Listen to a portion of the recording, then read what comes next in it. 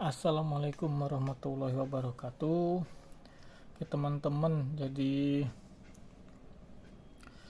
saya beberapa kali ya lihat di forum komputer di Facebook. Jadi ada yang mau install ulang, kemudian katanya tidak bisa, sudah di setting di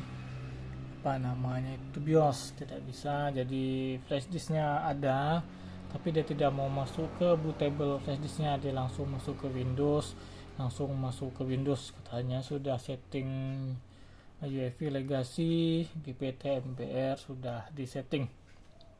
Nah pas coba diskusi tanya-tanya, ternyata kejadiannya adalah harddisknya itu di settingnya MBR, tapi dia buat bootable-nya itu di Rufus itu GPT ya. Memang dia tidak mau, pasti dia lewat saja. Oke, di sini saya mau informasikan, di video sebelumnya ada ya, di video yang install ulang laptop HP belum lama saya upload, silahkan dicek. Tapi ini saya mau buatkan khusus untuk yang itu. Jadi teman-teman, sebelum kita membuat flash disk bootable seperti ini ya, flash disk bootable ini, untuk memastikan flash disk ini kita buat Rufus nantinya, pakai Rufus itu GPT atau MBR, itu tidak cukup hanya kita setting di BIOS-nya saja, tapi yang penting itu malah menurut saya kita harus cek dulu harddisknya ini GPT atau MBR. Nah kalau kondisi ini kan masih bisa masuk ke Windows ya, jadi kita pakai perintah diskpart untuk mengeceknya. Di search ini atau di run ya, kalau pakai Windows 7 silahkan ketik cmd atau command prompt. Boleh di open, boleh run administrator. Oke, ini saya run administrator, dekatkan sedikit ya. Kemudian di sini kita ketik diskpart, DISKPART, kita klik enter. Oke, diskpart ini. Kemudian sudah masuk dia, kita ketik list spasi disk. Jadi di sini ada dua disk CPU, ini ada dua disk 0 dan disk 1. Bisa juga kalau disknya lebih dari 2, bisa nanti ada nanti ada disk 2, ada disk 3 dan selanjutnya. Kalau ada flash disk ini, dia juga biasanya terbaca ya, disk 2, 3, 4, 5 dan selanjutnya. Pokoknya kalau ada bentuk disk SSD, NVMe, hard disk, flash disk atau memory card, nanti terbaca semua di sini. Oke, sekarang ini gimana GPT, mana MBR? Oke, kalau dia itu GPT, maka di sini ada bintangnya nih, GPT ya. Di video sebelumnya itu ada bintangnya, itu GPT. Sedangkan kalau untuk MBR ini, MBR seperti ini, dia tidak ada bintangnya. Oke, tidak ada bintangnya GPT MBR. Gimana kalau salah satu ada bintang dan salah satu tidak? Anggap saja disk 0 ini ada bintang, disk 1 ini tidak ada bintangnya. Oke, jadi artinya disk 0 itu adalah GPT, sedangkan disk 1 itu MBR. Nah, kalau kejadian seperti itu, kita mau buat Rufusnya ini GPT atau MBR, kita ikut disk yang mana? Disk 0 atau disk 1? Seperti itu kira-kira ya. Biasanya disk 0 ini adalah di sistemnya, jadi ikut disk 0-nya. Jadi kalau disk 0-nya ini GPT, maka flash disk ini kita buat juga GPT ya. Oke, jadi tapi kalau disk 0-nya MBR ya kita buat MBR. Oke, itu kemungkinan satu, dia ini adalah sistem. Yang kedua, kalau masih bisa masuk Windows seperti ini, kita cek saja drive C-nya berapa giga ya. Ini kebetulan tadi saya sudah cek, drive C-nya itu 128 GB, terbaca 111 GB ya. 120 GB, terbaca 111 GB. Ini drive C, kemudian drive D-nya di sini di CPU ini adalah 1 tera. Nah, kalau masih bisa masuk seperti ini kan masih enak tuh ya, bisa kita lihat juga My Computer itu seperti itu bisa. Tapi kalau tidak mau lihat seperti itu, biasanya seperti ini ya kondisinya. Disk 0 itu adalah drive untuk sistem atau drive C nya. Oke, nah kalau sudah tahu GPT atau MBR di drive 0, di disk 0 ini, maka kita buatlah rufusnya sesuaikan. Kalau ada bintang nanti rufusnya GPT, kalau ada tidak ada bintangnya di rufusnya MBR. Oke, setelah itu semua kita buat, nanti kita mau settingnya di BIOS. Ini kebetulan saya masih copy data ya, saya belum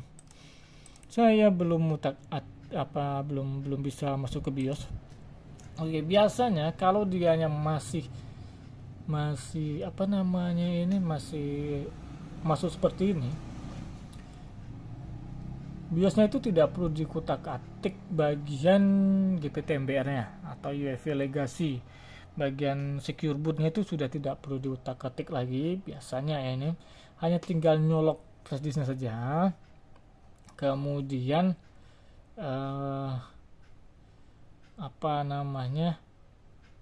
di boot ya, cari menu boot di BIOSnya itu biasanya ada boot sequence atau boot priority.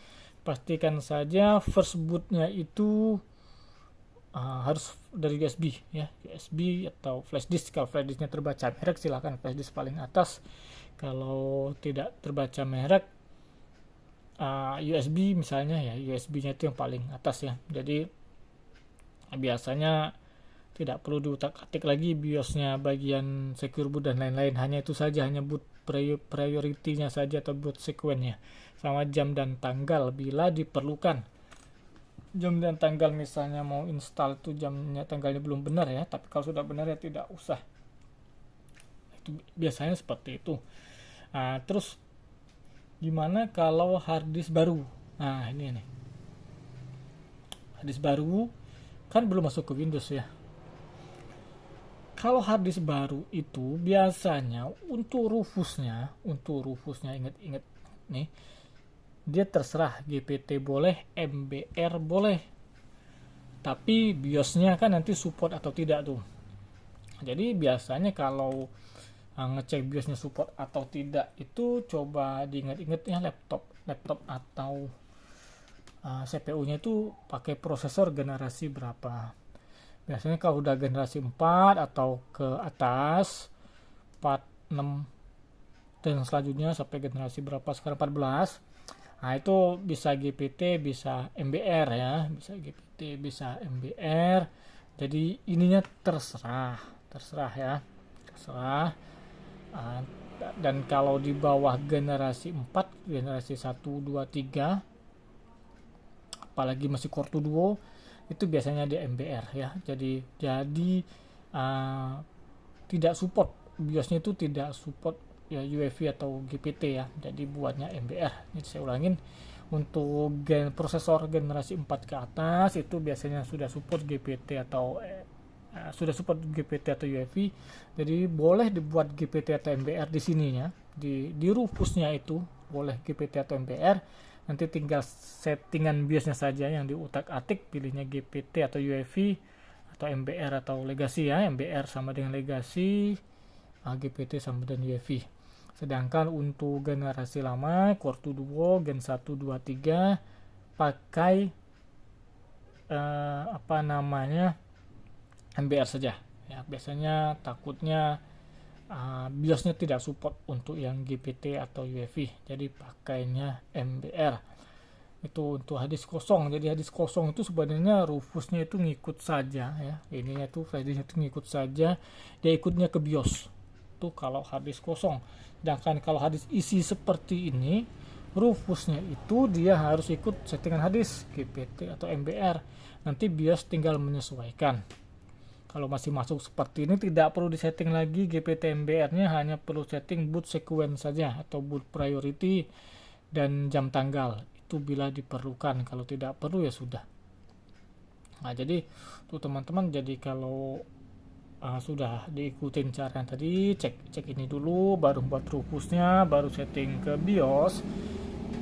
Nah, itu insya Allah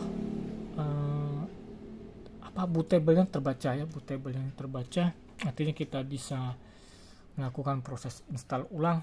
Nah, tapi kalau nanti di tengah-tengah jalan itu dianya error, nah itu bukan masalah pembuatan bootable lagi, bisa jadi dari file ISO kita ada masalah dan lain-lain ya. Tapi cara pembuatannya itu sudah benar karena dia kondisinya install ulangnya sudah berjalan, tiba-tiba error tuh di tengah jalan.